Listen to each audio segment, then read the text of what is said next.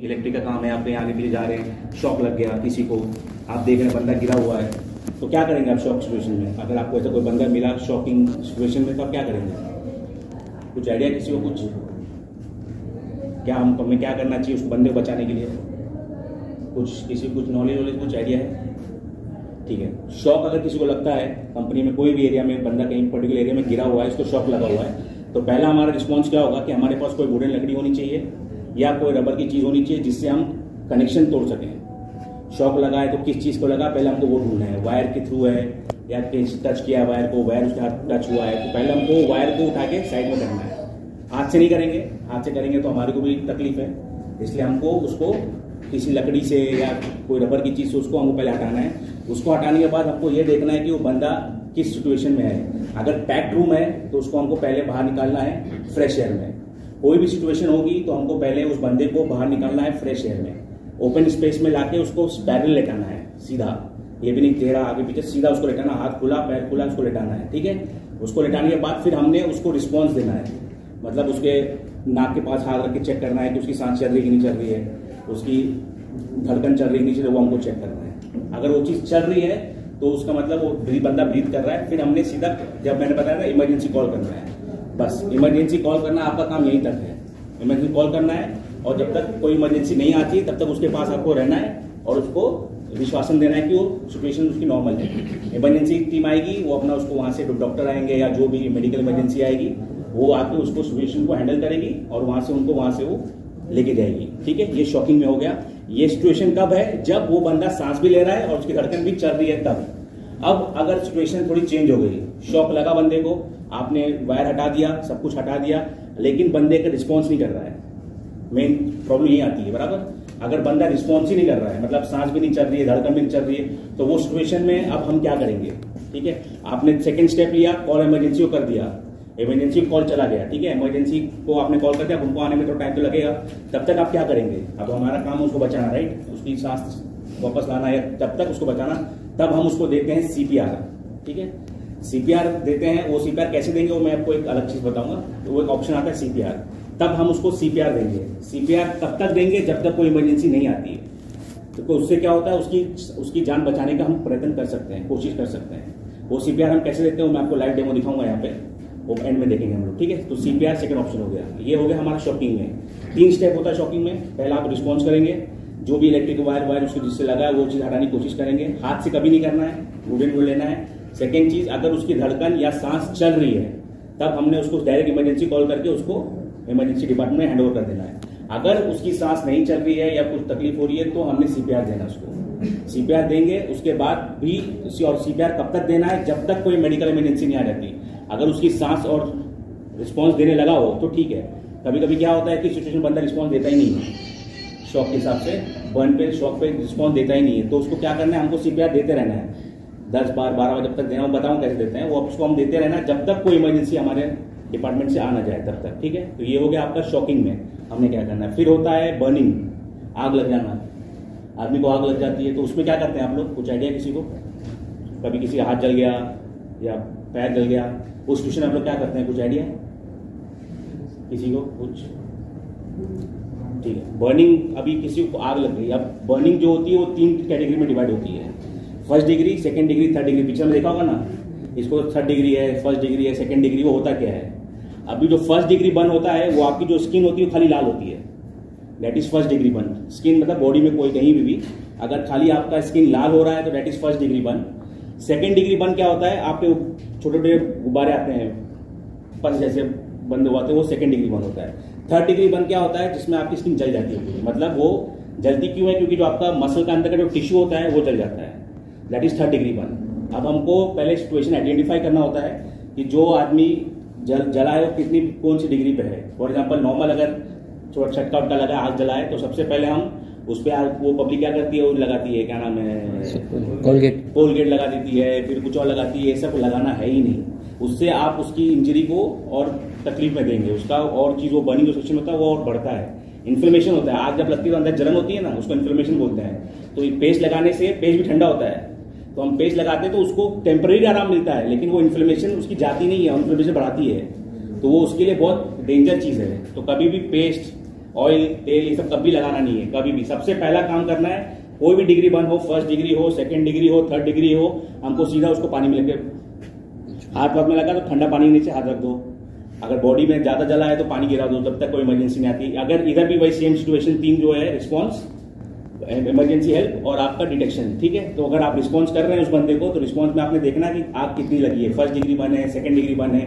अभी कभी कोई सिचुएशन में नॉर्मल जला हुआ है तो आपने ठंडे पानी में हाथ रख दिया 10 मिनट के लिए, और 10 मिनट तक रखना होता है उस बंदे को, हाथ या पैर जो भी जला होगा उसका, वो पार्ट उस बॉडी का, उसको 10 मिनट तक पानी में उसको पैर के नीचे रख सकते हैं। उसके बाद आप कोई क्रीम ऑइंटमेंट लगा सकते हैं, ड्राई करने की जरूरत नहीं है, नॉर्मल उसके ऊपर आप लगा सकते हैं। वो भी कोई बर्निल ही क्रीम लगाना है, जेल और कोलगेट वो सब नहीं, वो सब चीज से और जलन बढ़ती है बंदे की और उसको और तकलीफ बढ़ेगी।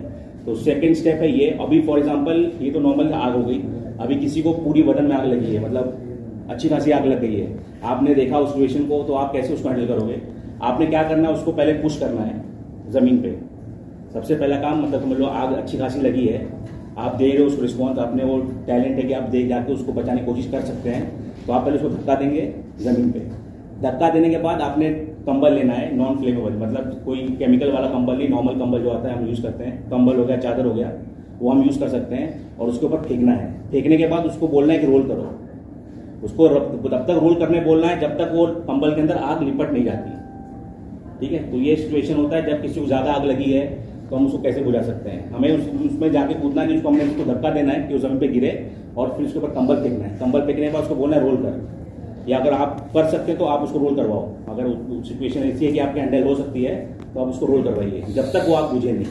और कंबल रोल करने के बाद कंबल कभी हटाना नहीं है, कंबल वैसे का वैसे रहने देना है, क्योंकि उसकी स्किन हो सकता है कंबल के साथ चिपक गई हो। तो हमें इसके आगे एज अ फर्स्ट एडर कुछ नहीं करना है। आग बुझाया, इमरजेंसी कॉल किया, इमरजेंसी टीम आएगी, उसको लेके जाएगी। हम डॉक्टर नहीं है, तो हम बस हमारा ये काम है कि जहां तक हम कोशिश करना है कि हमें उसकी जान बचानी है, प्रिजर्व करना है कि उसको कुछ हो नहीं। तो अगर ऐसी सिचुएशन में आग लगती है तो हमने उसको कंबल में रोल करवाना है, और बस वहीं हमारा काम है। तब तक इमरजेंसी कॉल करना है, इमरजेंसी टीम आएगी, डॉक्टर्स आएंगे, वो अपना वहां से सिचुएशन हैंडल करेंगे। ये हो गया हमारा बर्निंग के लिए, ठीक है। फिर तीसरा आता है आपका ब्लीडिंग। एक्सीडेंट हो गया, आप लोग के साथ जो कॉमन चीज होती है, एक्सीडेंट हो गया, या आपने किसी कोई एक्सीडेंट देखा जिसमें ब्लीडिंग बहुत ज्यादा हो रही है। अब ब्लीडिंग भी कैसी, नॉर्मल कट, नॉर्मल ब्लीडिंग हो रही है तो आप उसको पट्टी मार देंगे, हो जाएगा।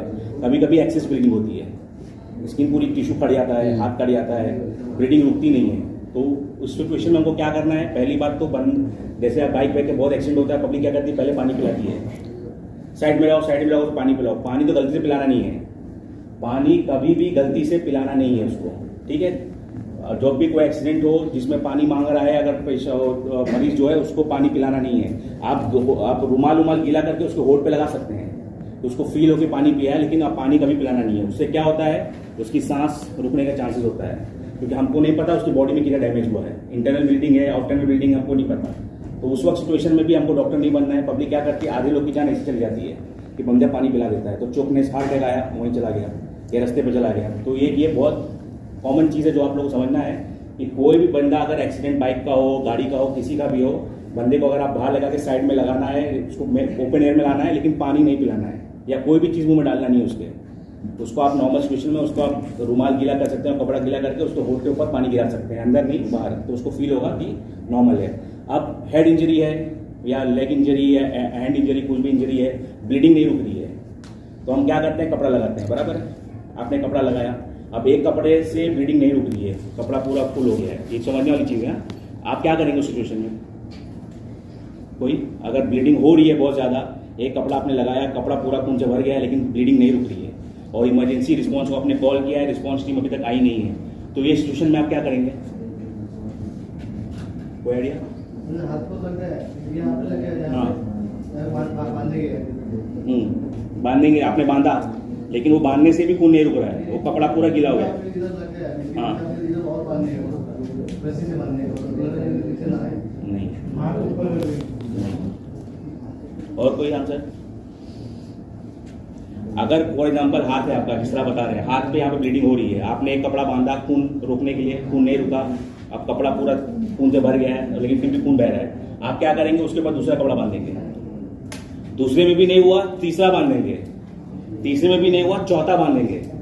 कोई ना कोई पोजीशन पे टाइम पे आके खून रुकेगा, क्योंकि हमारे जो हार्मोन्स होते हैं बॉडी के, जो एक एंटी बैक्टीरिया होता है, वो आके उसको फ्रूज कर देता है। अब फॉर एग्जांपल तीसरे या चौथे लेयर के कपड़े में वो बंदे का खून रुका, तो इस सिचुएशन में आप क्या करेंगे? वो कपड़ा निकाल देंगे, कपड़ा ऐसे रखेंगे?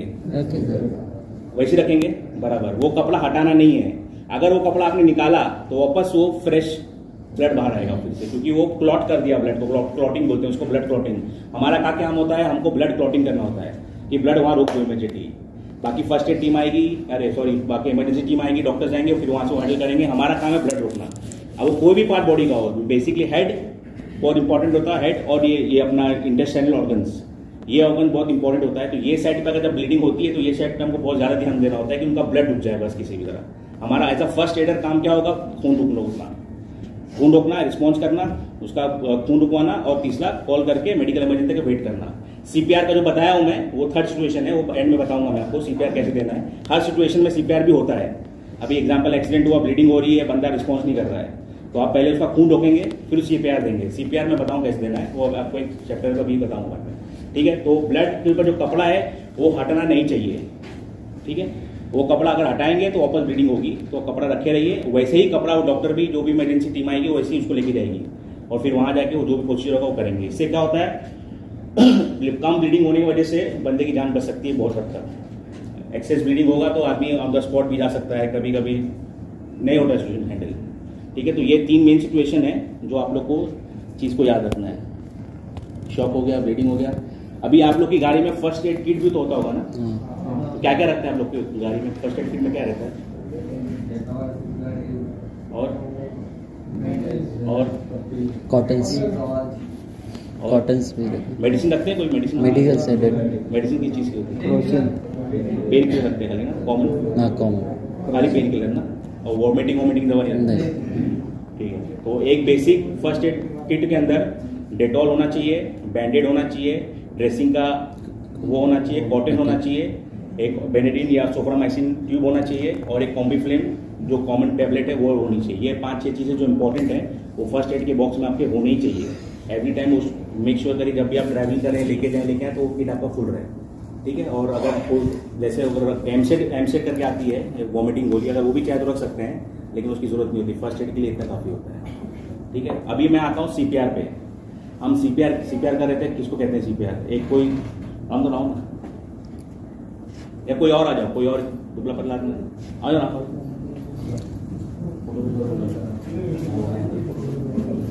ठीक है। अभी हमारे पेशेंट बनेंगे, सही भी बोला क्या, ठीक है। अभी फॉर एग्जांपल पहला सिचुएशन बताया था मैंने शॉक का। शॉक में बंदा रिस्पॉन्स बिल्कुल नहीं करेगा, ये मतलब इसका एयर वेव और सांस दोनों इसकी नहीं चल रही है, ठीक है। तो हमने क्या किया? हमने पहले पेशेंट को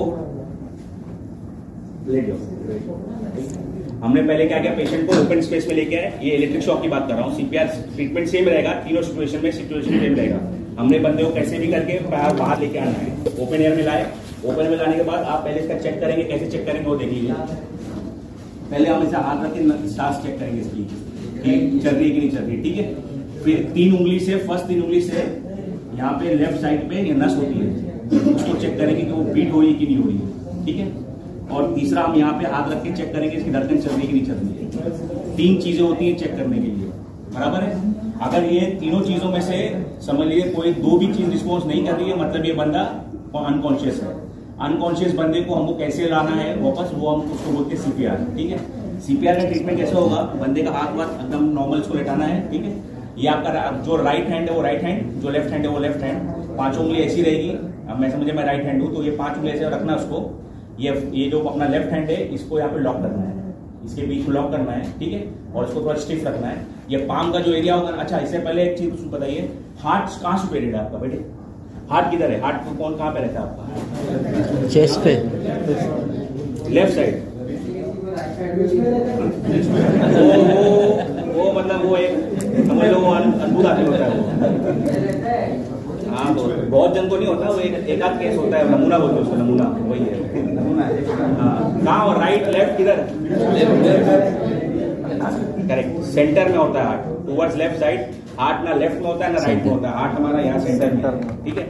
एक छोटी सी बोन है कॉक्सिस बोल के, उसके बीच के उसके पीछे अपना हार्ट सिचुएटेड है, सेंटर में होता है हार्ट। जो आपकी दोनों रिब्स यहाँ से क्लोज होती हैं, यहाँ से निकलती हैं, वह आप अपना हार्ट सिचुएटेड है, थोड़ा सा ऊपर है, यहाँ पे हार्ट है, ठीक है। सेंटर में है, टूवर्ड्स लेफ्ट ज्यादा है क्योंकि 4 आर्टरीज उसको ज्वाइंट की हुई है लेफ्ट साइड पे, इससे थोड़ा लेफ्ट साइड पे झुका हुआ है हार्ट, लेकिन लेफ्ट में एक्सट्रीम राइट में नहीं होता है, सेंटर में होता है हार्ट, ठीक है।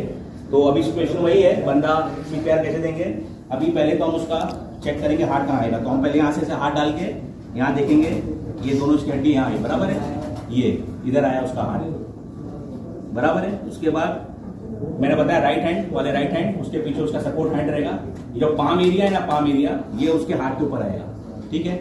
हार्ट के ऊपर आने के बाद ये आपको उसके ऊपर प्रेशर डालना है, एल्बो से प्रेशर नहीं आएगा, शोल्डर से आएगा, शोल्डर से, ठीक है। ये आपका राइट हैंड, ये आपने लॉक किया, आपने उसका ऐसे साइड से निकाल के हाथ ढूंढा, ये साइड में आएगा, ठीक है। ये लॉक किया, यहां रखा और पुश किया।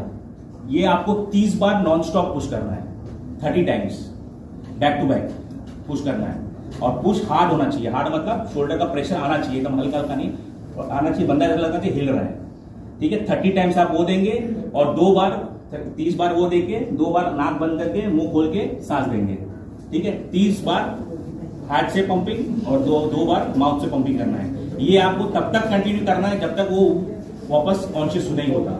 हो सकता है नहीं भी हो, लेकिन हमारा काम एज अ फर्स्ट एडर क्या रहेगा, ये काम कंटिन्यू करते रहना जब तक कोई इमरजेंसी टीम आती नहीं है, डॉक्टर आते नहीं है या एम्बुलेंस आपकी नहीं आती है, कोई भी इमरजेंसी रिस्पॉन्स टीम नहीं आती है, तब तक आपको ये कंटिन्यू करना ही है, ठीक है। 30 टाइम रेपिटेशन रहेगा और 2 बार माउथ इनहेलेशन देना पड़ता है। ये कंटिन्यू करते रहना है, इसको CPR कहते हैं। ये कंटिन्यू करते रहना है जब तक कोई इमरजेंसी टीम आती नहीं है तब तक। इससे हम क्या कर सकते हैं, उसकी जो भी जान जितना कोशिश कर सकते हैं बचाने की, उतना टाइम तक हम उसको बचा सकते हैं। तो ये देंगे तो नाक बंद करके देना, वही बोल रहा हूं। आप जब देंगे तो नाक बंद करके देना पड़ेगा, फिर एक इनहेल हुआ, फिर छोड़ना है, फिर दूसरा देंगे, छोड़ना है, लेकिन पकड़ के देना है, और जब छोड़ेंगे तो छोड़ना है, ऐसा है, बंद करके देना है, और जब एक्सेल होगा तो छोड़ना है, ठीक है।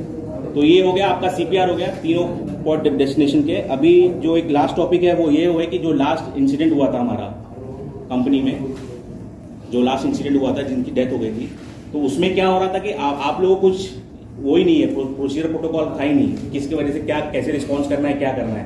तो हम लोगों ने डिस्कशन करने के बाद ये डिसाइड किया है कि कोई भी इमरजेंसी केस आपके अगर ऑन वे आना है, जाने का वक्त होता है गाड़ी में किसी भी एम्प्लॉय के साथ, नॉर्मल बेसिक अगर खांसी है, सर्दी है तो नॉर्मल है। अगर उससे ज्यादा हो रहा है, अगर उसको एक्सट्रीम हेडेक है, ये पॉइंट याद रखिए, एक्सट्रीम हेडेक अगर वो बोलता है कि मेरा सर बहुत दुख रहा है, मुझे सांस लेने में तकलीफ हो रही है, सेकंड पॉइंट। तीसरा, उसको जलन हो रही है, ज्यादा जलन हो रही है, और बोल रहा है मेरे सर फट रहा है, उसको वॉमिटिंग जैसा फील हो रहा है, अगर ये सारी सिचुएशन आती है तो आप लोग को इमरजेंसी में आपने जो भी आपका TL है, TSD डिपार्टमेंट, जो भी उनको आपने इन्फॉर्म करना है, और इमीडिएटली आपको अब उनको सीधा हॉस्पिटल ले जाना है, यहाँ लाने की जरूरत नहीं है, ठीक है। ये 4-5 सिचुएशन ऐसी हैं जिसमें हम अभी केस चांस नहीं लेंगे। आते वक्त या जाते वक्त कहीं भी जो भी आपको नियरेस्ट हॉस्पिटल लगेगा, आपने खाली अपनी टीम को इन्फॉर्म करना है और उसको वहां से सीधा हॉस्पिटल ले जाना है। फिर वहां से क्या करना है, वो डॉक्टर, हमारी इमरजेंसी टीम जो कंपनी की है, हम लोग हैं, हम लोग उनसे बात करके वो कोलैबोरेट कर लेंगे। हमें बीच में टाइम वेस्ट बिल्कुल नहीं करना है, हमने उनको कॉल नहीं करना। आपने जो उस वक्त आपका जो सुपरवाइजर है या उसके ऊपर जो भी जिसको भी आप रिपोर्ट करते हैं, उनको खाली कॉल करके बोलना है कि इमरजेंसी है, ये सिचुएशन है, मैं उनको ले जा रहा हूँ हॉस्पिटल, और इमीडिएट उनको वहां से कोई भी नियरेस्ट हॉस्पिटल रहेगा वहां पे इन्फॉर्म करके उनको वहां पे ले जाइए। उसके बाद वहां से इमरजेंसी टीम पूरा हैंडल करेगी, ठीक है। समझ में आया सिचुएशन क्या है? सिचुएशन क्या रहेगी, पेट में एसिडिटी बहुत ज्यादा हो रही है, वो अगर वो बोलता भी है कि नहीं मैं नॉर्मल है, ये है वो है, लेकिन आपको उनका नहीं सुनना है, आपको अपना काम करना है, क्योंकि अगर आते आते कुछ हो गया तो जैसा प्रॉब्लम हुआ वैसे प्रॉब्लम नहीं होना चाहिए। एसिडिटी है, हाई ब्लड प्रेशर है, सांस लेने में तकलीफ हो रही है, सर बहुत दुख रहा है, वॉमिटिंग कॉन्स्टेंट कर रहा है, हाई BP लग रहा है उसका, तेज बुखार है, हेडेक है, तो ये सब में हम सिचुएशन में चांसेस नहीं लेंगे। हम सीधा उसको कोई नियर बाय हॉस्पिटल में एडमिट कर देंगे, फिर वो कंपनी का डिपार्टमेंट और वो लोग जानेंगे क्या करना है क्या नहीं करना है ये सिचुएशन में, ठीक है। कोई सवाल जवाब कुछ पूछना हो तो पूछ सकते हैं।